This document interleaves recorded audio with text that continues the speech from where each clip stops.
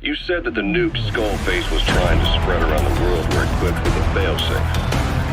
Something that could shut them down at will. His will. Quite so. After all, he needed a guarantee that a fire would simply turn the weapon back on him. So how can they be stopped? The criticality trigger, that is, the detonator, is a complete black box design. Any attempt to dismantle it causes it to melt in seconds, using the corroding archaea. The design ensures that no detonation is possible unless it disengages the lock. So he had a way to disengage it remotely. Precisely. The client simply presses a button. At that moment, the detonator begins transmission with a surveillance satellite. The satellite reports to him how the client is trying to use the nuke. If he does not object, the lock is disengaged. But if it's a risk to him in any way, the detonator melts down. The same is true if detonation does not occur within a preset time after the lock is disengaged. The nuke is rendered useless. Who the hell would buy something with strings attached like that? The client would never know until the moment they actually try to use it. Most likely, he will have explained the time delay as the detonator's needing time to activate.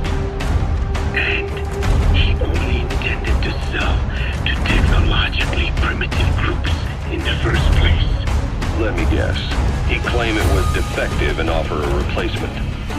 Shadier than a used car salesman. Skullface shakes your hand like a friend, using the other to control you like a puppet.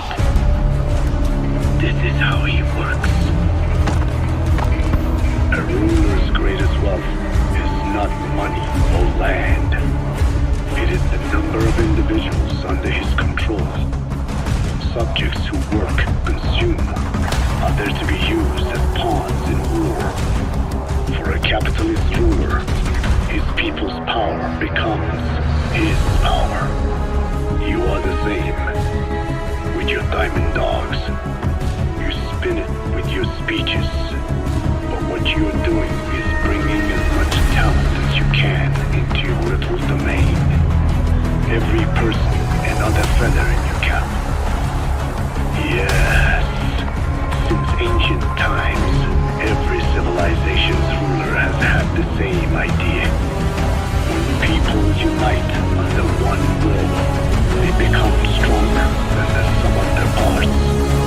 And the one will is the ruler's will. And what do rulers use to bring people together? Language. In the Old Testament, it is written that only one language was spoken in Eden. The shared tongue that united all of humanity. Mankind eventually grew aware of its power and harnessed that strength to build a tower to the heavens. The mighty Tower of Babel. This angered God, who splintered the language of man, and the tower was never completed. Languages emerged, and the earth was divided as men went their separate ways. Every age is the same. A ruler's first order of business after conquering new land is to force his tongue on its people. Ancient Rome, Napoleon, and now Zero. English is wreaking havoc around the world right now. The British Empire tilled the land with war as its hoe, then began planting the seed that is English. Eventually, American capitalism became the new instrument. To play its game of wealth, you only had to abide by one rule: English. By exploiting people's desires, English has become a leash that people gladly wear around their necks, it would seem. Volgin, the GRU colonel, was burned alive with a Shagohod during Operation Snake Eater 20 years ago. Despite suffering severe burns to his entire body, he still clung to life. After you left Seleniarsk, Volgan's body was taken to a research institute in the outskirts of Moscow. But modern medicine couldn't explain why he was still alive. Not that the Colonel was any ordinary man to begin with. That constant electric current he had running through his body that he could unleash at will. To be honest, I was always uncomfortable around him. Thought I might get electrocuted just by standing nearby. The institute studying him was tasked with investigating and developing human paranormal abilities. The comatose Volgan was used to further the Soviet Union's research into such abilities.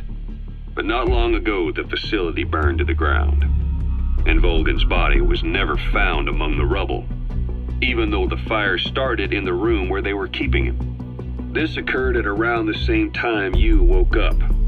If Skullface was right, and a thirst for revenge can turn a man into a demon and keep the dead alive, and this man on fire who's been coming after us ever since you woke up, well, that just might be what's left of our old friend Volgan. It's not over yet. Back in '64, in Seleniarsk, you brought his plans for a utopia down in flames. That grudge is what's keeping him alive.